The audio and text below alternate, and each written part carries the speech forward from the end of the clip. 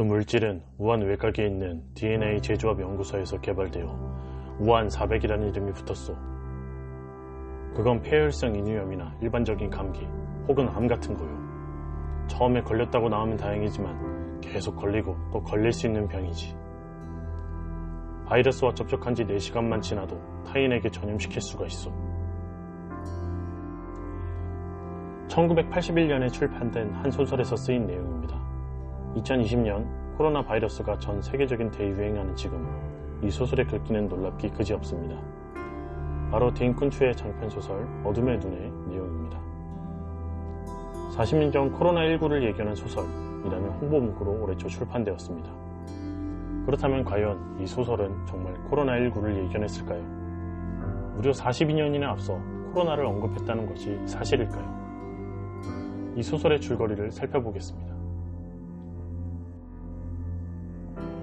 이 소설에서는 가장 중요한 두 인물이 있습니다. 먼저 여주인공인 티나.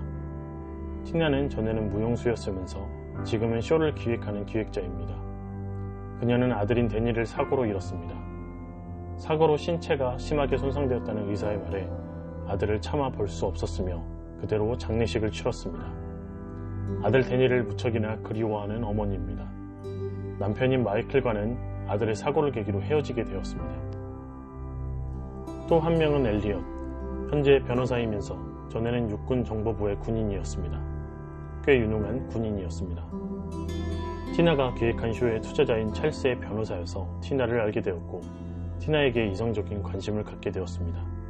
티나 역시 엘리엇에게 이성적으로 끌리게 되죠. 이야기는 데니의 장례를 치른 지 1년이 지난 시점에서 시작됩니다. 데니 또래의 아이를 보면서 데니를 그리워하는 티나는 데니의 물건을 처분하지도 못한 상태입니다. 그런데 어느 날 데니의 방에서 소리가 나길래 가보았더니 칠판에 죽지 않았어 라는 글귀를 보게 됩니다. 티나는 이를 보고 소름돋아하지만 이내 이 일들이 이혼한 전 남편 마이클의 짓일 것이라 생각합니다. 하지만 마이클을 만나고 이것이 마이클의 짓이 아닐 것임을 알게 되었습니다. 그리고 이후에도 계속 비슷한 일들이 집에서도 자신의 사무실에서도 나타나게 됩니다. 갑자기 티나가 있는 곳의 온도가 뚝 떨어진다거나 죽지 않았어, 데니는 살아있어 라는 메시지가 프린트되어 나타난다거나 하는 초자연적인 현상이 벌어지게 됩니다. 이 때문에 티나는 점점 데니가 진짜 살아있는 것이 아닐까 의문을 갖게 됩니다. 티나는 엘리엇에게 집에서 일어난 일에 대해 이야기합니다. 하지만 엘리엇은 초자연적인 현상도 논리적으로 설명하고 티나가 데니가 너무 그리운 나머지 그런 생각을 하게 된 것이라고 합니다. 그래서 차라리 데니의 시신을 확인해보지 못했으니 이참에 자신을 변호사로 고용해서 데니의 관을 열어보자고 제안합니다. 그도 그런 것이 엘리엇은 자신의 전 상관이었던 케네백이라는 판사와 그 일을 신속하게 처리할 수 있을 것이라 생각했기 때문입니다. 케네백을 만난 엘리엇은 생각보다는 케네백이 이 일에 소극적이라는 것을 느끼게 되었고 이윽고 집에서 자신을 죽이려는 암살자 둘과 마주칩니다. 하지만 정보부 군인 출신답게 위기를 극복하고 티나에게로 달려갑니다. 이미 티나의 집에는 가스 점검을 하기 위한 검침원으로 위장한 암살 요원이 티나를 죽이기 위해 폭발물을 설치해 놓은 상황이었습니다. 이를 눈치챈 엘리엇은 급히 티나를 데리고 탈출하고 이윽고 티나의 집은 폭발하게 됩니다. 그 뒤 위기 때마다 엘리엇의 탁월한 능력과 판단으로 위기를 벗어났고 그 와중에도 계속 데니가 살아있다는 메시지, 초자연적인 현상은 티나의 주위에서 계속 일어나게 됩니다. 이윽고 티나는 데니가 살아있으며 분명 데니가 자신에게 메시지를 보내고 있다고 믿게 됩니다.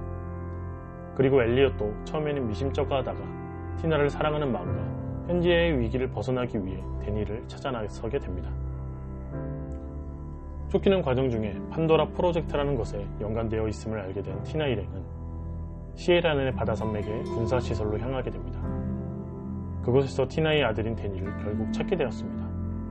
데니는 겨울 생존 등산 프로그램에 참여했는데 이 캠프에 참여한 이들이 판도라 프로젝트에 의한 바이러스에 의해 감염되었고 그 바이러스의 유일한 생존자가 바로 데니였습니다.